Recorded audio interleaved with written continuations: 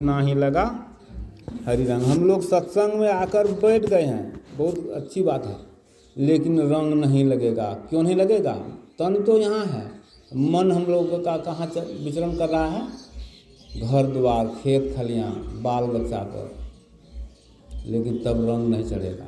अगर सत्संग का रंग चढ़ाना चाहते हैं तो सत्संग में बैठ गए हैं, बहुत खुशी है, लेकिन सत्संग के वचन को सुनना पड़ेगा, तब लाभ होगा। वैसे कहे हैं, गोस्वामी जी लिखे हैं, सुनी समझही जन मुदित मन मज्जही अति अनुराग, लहि चार फल अक्षत तनु साधु समाज प्रयाग। जो सत्संग में आकर बैठ गए हैं, सत्संग के वचन को सुनेंगे या समझेंगे, करेंगे, यानी काम तीन ठो करना है, लेकिन फल चार मिलेगा। ऐसा करेंगे तब तो, लेकिन उधर तो नहीं जाना अभी, क्योंकि अभी श्री रामचरितमानस सार सटीक तृतीय सोपान अरण कांड से हम लोग पाठ सुने हैं। अरण मतलब होता है जंगल। जब भगवान राम जंगल में थे, सीता जी लक्ष्मण जी सहित, उस समय की बात है, जंगल की बात है। सीता जी हरण हो गए, उसी के खोज में भगवान राम खोजते खोजते मतंग ऋषि के आश्रम में जाते हैं। वहाँ सबरी माँ वहाँ 14,000 वर्ष से गुरु के वचन को विश्वास करके 14,000 वर्ष वहाँ रुके, भगवान राम का इंतजार किए। कि उसको इतना विश्वास था कि गुरु कहे हैं कि सबरी तुम यहाँ रुको, एक तो तुमको निर्गुण रूप में भगवान तुम देख लेगी, लेकिन सगुण रूप में भी प्रभु श्री राम तुमको यहाँ दर्शन देंगे। उसके गुरु के वचनों पर कितना विश्वास था सबरी माँ को, जो 14,000 वर्ष इंतजार किए। अटूट विश्वास था उसको कि अवश्य आएंगे प्रभु श्री राम। गुरु महाराज कहे हैं प्रभु श्री राम अवश्य आएंगे। हम लोगों को गुरु के वचन में विश्वास है? नहीं है। अगर विश्वास होता तो कभी गुरु का पूजा करते हैं, कभी केला का पूजा करते हैं, तो कभी पीपल में दिया जलाते हैं, तो कभी कर्मकांड इत्यादि करते हैं। तो समझिए विश्वास नहीं है। कभी बोल बम जाते हैं। किसी एक, अगर नदी को पार करना चाहते हैं तो किसी एक नाव पर बैठना होगा।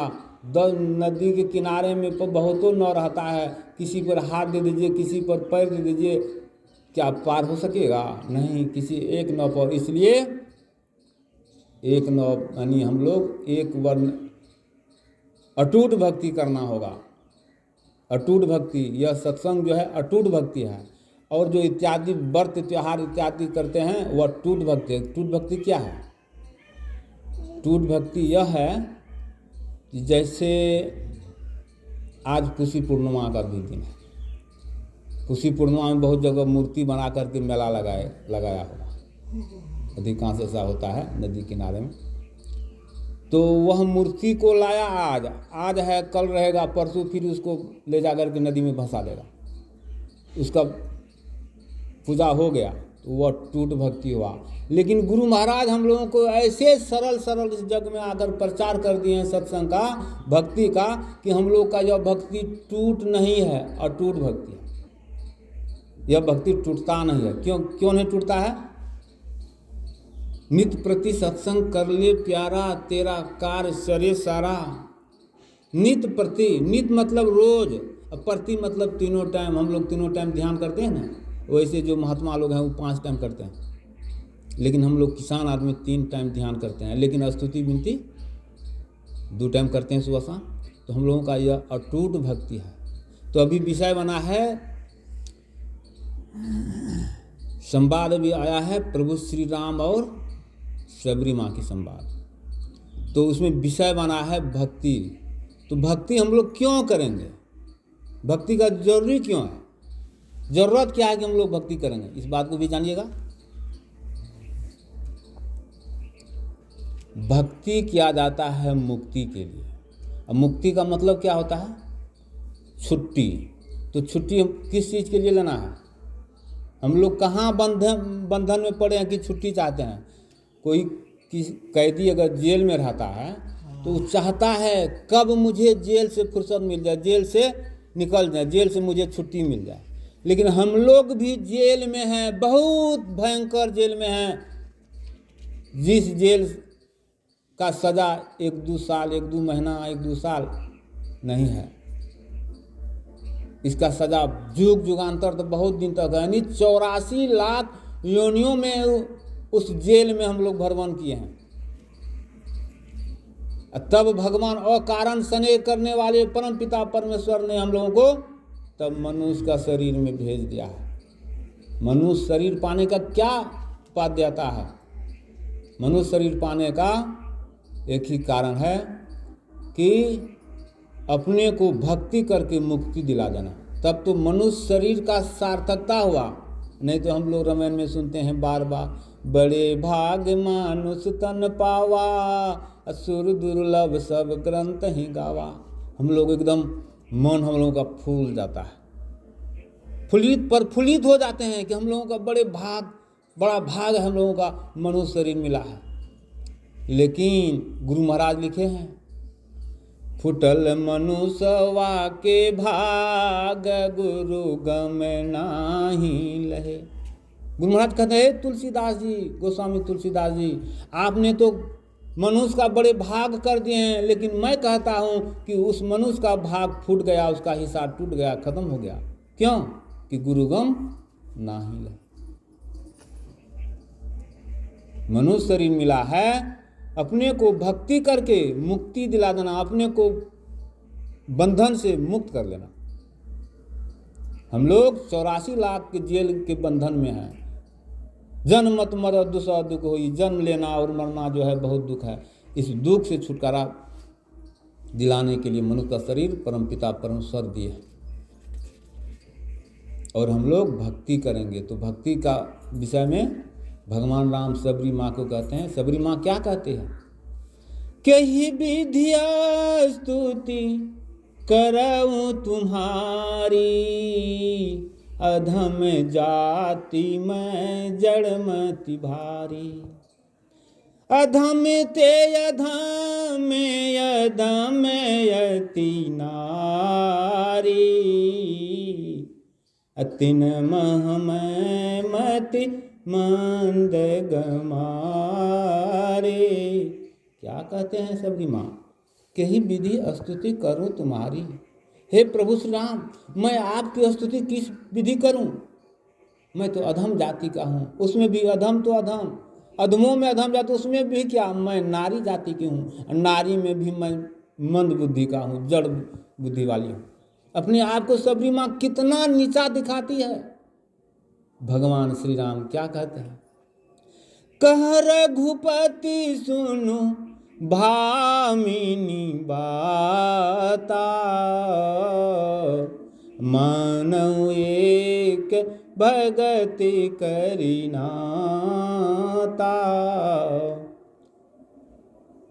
भगतिहीन नर सोहई कैसा, बिनु जल बारिद देखई कैसा।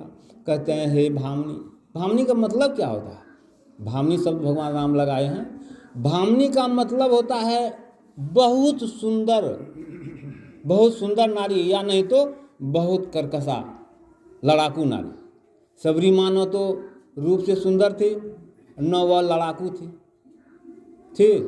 लेकिन भगवान राम कहते हैं वहाँ हे सुंदरी, कहते हैं उसमें जो भक्ति रस से भरा हुआ था, इसलिए भगवान राम कहते हैं हे सुंदरी, मुझे न धन बल न कुटुंब बल, मुझे कुछ प्रिय नहीं है। कोई धनवान है, कोई विद्वान है, कोई बलवान है, वह मुझे प्रिय नहीं है। सब कुछ है लेकिन उसमें भक्ति नहीं तो वह मुझे प्रिय नहीं है।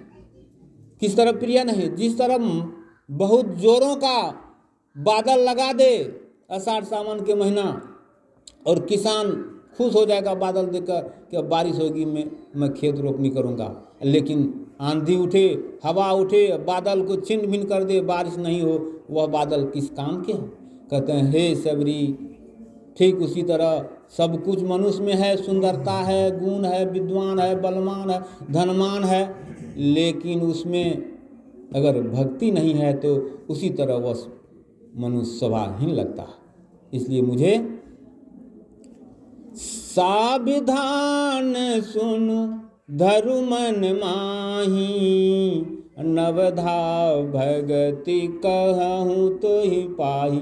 भगवान राम कहते हैं, हे सबरी तुम सावधान होकर सुनो, मैं तुम्हें और सुनो और मन में धारण कर, मैं तुमको नवधा भक्ति कहता हूँ। क्या सबरी माँ भक्ति उसका कमी रह गया था? सबरी माँ भक्ति से परिपूर्ण हो गई थी, लेकिन भगवान राम एक माध्यम बनाया कि इसके माध्यम से मैं अपना वाणी को रखूँगा, तो संसारिक लोग उस ग्रंथ को पढ़ करके वह भी भक्ति में ऊपर उठेंगे। कहते हैं, प्रथम भक्ति संतन कर संगा, दूसरी रति मम कथा प्रसंगा। सुबह में हम लोग सुने थे, सुबह में वेद मंत्र में हम लोग क्या सुने थे?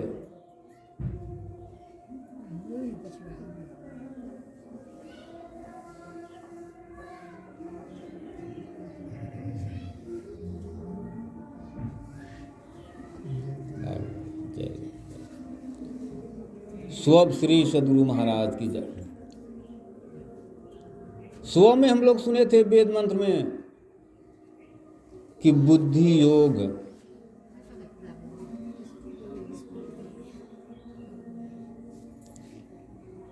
सत्संगों में जो बातचीत करो तो की फायदा है।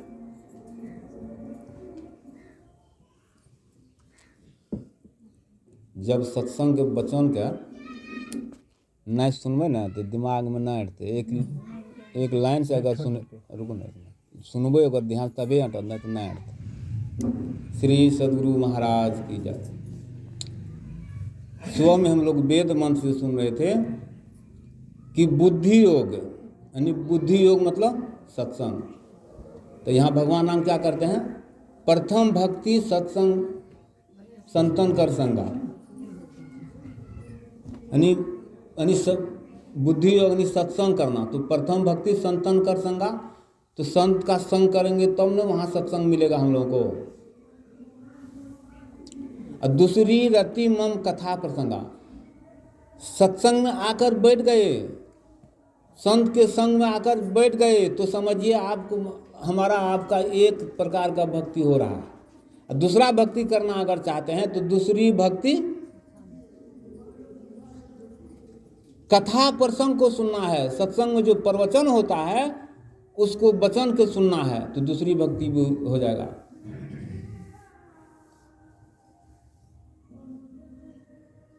और क्या कहते हैं? गुरु पद पंकज सेवा, तीसरी भक्ति अमान। गुरु पद पंकज सेवा, तीसरी भक्ति अमान। गुरु पद पंकज सेवा कहते हैं, गुरु महाराज लिखे हैं, सतगुरु चरण टहल नित्य करिए, नरतन का फल यही है। रामायण में क्या कर रहे हैं? गुरुपद पंकज सेवा। तो गुरु महाराज लिखे हैं, सतगुरु चरण टहल नित्य करिए। गुरु महाराज का चरण का टहल करना है। तो गुरु महाराज तो सशरीर में अभी नहीं है, उसका चरण का टहल कैसे करेंगे? यहाँ तो थोड़ा सब आदमी दुविधा में पड़ गए होंगे कि गुरु महाराज है नहीं, उसका चरण का टहल कैसे करेंगे, उसका सेवा कैसे करेंगे? उसका सेवा, चरण का सेवा तब हो जाएगा उसके वाणी को मान लेंगे, तब समझिए उसका सेवा हो रहा है। सतगुरु चरण टहल नित्य करिए, नरतन का फल यही। यहाँ कहते हैं गुरुपद पंकज, भगवान राम भी कहते हैं गुरुपद पंकज सेवा, यानी गुरु के वचन को मानना वही सेवा है। गुरु क्या कहे? झूठ, चोरी, नशा, हिंसा, बेविचार को त्याग देना चाहिए, यही कहे हैं। अगर उसको त्याग दें, और क्या कहे हैं? त्रिकाल संध्या करना है, सत्संग करना है, अपने अंदर में दृढ़ विश्वास के साथ अगर गुरु के वचन को मानेंगे, करेंगे, तो हम लोगों को बहुत लाभ होगा। तो तीसरी भक्ति अमान। अमान का मतलब यहाँ सत्संग हो रहा है, अभी सत्संग का आयोजन सुबह से यहाँ हो रहा है, लेकिन बहुत व्यक्ति ऐसे भी होंगे, उसका मन में होगा कि हमको तो खबर नहीं दिए, हम क्यों जाएंगे सत्संग में? मान खोज लिए। लेकिन सत्संग जहाँ हो रहा है, अगर सत्संग से आपको प्रेम है, हमको प्रेम है, बिना कहे चले जाएंगे, तब समझिए हमको सत्संग से प्रेम है। चले जाएंगे वहाँ बिना कहे, सत्संग सुन लेंगे, सत्संग कर लेंगे, फिर चलेंगे वहाँ भोजन नहीं करेंगे, हमको खबर नहीं है। मान जब खोज लीजिएगा तब समझिए भक्ति में आप ऊपर नहीं उठ रहे हैं, नीचे की ओर जा रहे हैं। तीसरी भक्ति हम। चौथी भक्ति मम गुणगन करई कपट तजिगान। चौथी भक्ति क्या है? भगवान राम कहते हैं मेरे गुणों का गान करना है। और क्या? छल कपट को छोड़ करके निस्वार्थ भाव से करना है। तो हम लोग क्या करते हैं? सुबह शाम जो स्तुति विनती करते हैं, तो वही तो गुणगान है गुरु का, ईश्वर का, नहीं है? वही तो गुणगान है। तो हम लोगों का चौथा भक्ति हो रहा है ना। जो स्तुति विनती नित करते हैं, समझिए चौथा भक्ति हो रहा है। मंत्र जाप मम दृढ़ विश्वासा, पंचम भजन सो वेद प्रकाशा। कहते हैं हे सबरी, गुरु जो मंत्र बताए हैं, उस मंत्र को दृढ़ विश्वास के साथ जाप जपना है, जपन करना है। लेकिन हम लोगों को गुरु महाराज के मंत्र के ऊपर विश्वास है? नहीं है। विश्वास अगर होता, हम लोग एक देव गुरुदेव जगत में और उन दूजो देवा, अगर विश्वास होता तो लिखे हैं गुरु महाराज पदावली में, अति पावन गुरु मंत्र मन ही मन जाप जपो, उपकारी गुरु रूप को मानस ध्यान तपो, देवी देव समस्त पूरन ब्रह्म परम प्रभो, गुरु में करे निवास कहत संत सब। क्या कहते हैं? देवी देव समस्त पूरन ब्रह्म परम प्रभु, ब्रह्मा विष्णु महेश, देवी देवता सब गुरु के चरण में वास करते हैं। क्या अगर गुरु का पूजा करेंगे तो हम लोगों का सब देवी देवता का पूजा नहीं हो जाएगा? कलम ले लीजिए, आम कलम का खरीद लाइए, बहुत बढ़िया, सबसे महंगा वाला जो सबसे हाई क्वालिटी का है, सुंदर क्वालिटी का है, उसको खरीद लाइए, उसको रोप दीजिए। उसको एक काम कीजिए, हम लोग उसको रोप दिए, रोज क्या करेंगे, सुबह शाम उसमें जितना पत्ता है सब पत्ता में हम लोग उसमें पानी डालेंगे, पौधा लग जाएगा। लगेगा? नहीं लगेगी, पौधा सूख जाएगी। और उसमें पत्ता पत्ता पानी नहीं देंगे, एक एक गिलास पानी रोज देंगे उसका जड़ में, वो पौधा लग जाएगी। तो क्या कहते हैं? ठीक उसी तरह एक गुरु का अगर पूजा करेंगे तो समस्त ब्रह्मा विष्णु में सब समस्त ब्रह्मांड का पूजा हो जाता है।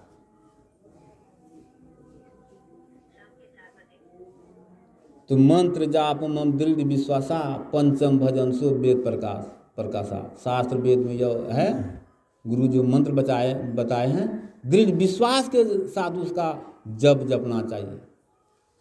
छठदम शील विरति बहु कर्मा, निरत निरंतर सज्जन धर्मा। छठदम शील, छठी भक्ति कब होगा? अपने को दमशील बनाना है। दमशील का मतलब होता है इंद्रियों के ऊपर काबू करना है। हम लोगों के पास 14 इंद्रियां हैं, 5 कर्म इंद्रियां हैं, 5 ज्ञान इंद्रियां हैं और 4 अंतःकरण की इंद्रियां हैं। कहते हैं इंद्रियों को काबू करना, मन को बस में करना छठी भक्ति है। और बहुत सा कर्म से विरत रहना, अलग रहना है। हम लोग बहुत सा कर्म कर लेते हैं, उससे अलग रहना है, छठी भक्ति है। सातम सम मोहि मैं जग देखा,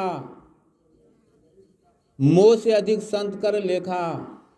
सातवीं भक्ति तब हो जाएगा संसार में सब में समझिए गुरु ही हैं, भगवान ही हैं। भगवान कृष्ण अर्जुन से कहते हैं, हे अर्जुन, चींटी में मैं ही हूं, गाछ में भी मैं ही हूं।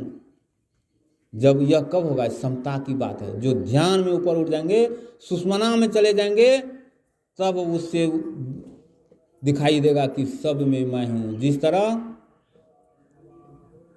एक नाथ जी महाराज रोटी बना करके रख दिए, चले गए पानी लाने के लिए, इधर कुत्ता आया रोटी लेकर के भाग रहा। एक नाथ जी उधर से आते हैं, पानी लेकर, देखते हैं कि रोटी लेकर कुत्ता लेकर जा रहा।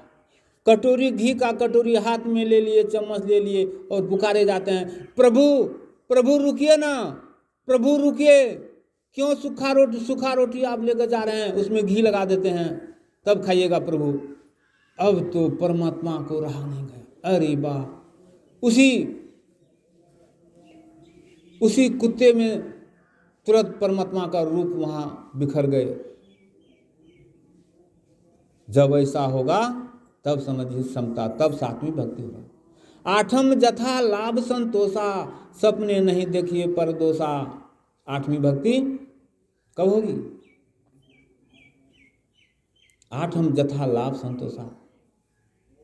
मकई का खेत हम भी लगा लिए हैं, बगल में मेरा पड़ोसिया का भी। मेरा खेत, मेरा 1 बीघा में 8 कुंटल हुआ, पड़ोसिया को 12 कुंटल हो गया। मेरा मन में होगा, ओह उसको ज़्यादा हो गया, हमको इतना ही हो। लेकिन यह नहीं, कहते हैं आठम जथा लाभ संतोषा, सपने नहीं देखिए परदोषा। कहते हैं स्वप्न में भी दूसरों का अवगुण को नहीं देखना है, लेकिन हम लोग दूसरों का अवगुण को बखान करते हैं मुँह से। तो आठवीं भक्ति होगी। जितना है उतना ही संतोष कीजिए ना। 1 रुपया अगर आपके पॉकेट में है तो वही, उसी में समझिए हम खुश हैं, संतोष कीजिए। और किसी का निंदा नहीं करना। कोई चोर है तो गलत है तो वो है गलत, हम उसका निंदा काहे करेंगे। तब कहते नमम सरल सब संत सलीना, मम भरोसे है रस न देना। कहते हैं नवमी भक्ति जो है सब भक्ति का फल है। सब भरोसा उस गुरु महाराज पर कीजिएगा तो वही सब चीज़ पूरा करेंगे। नवमी भक्ति समझिए वही हो जाएगा। तो मैं विशेष नहीं कहूँगा।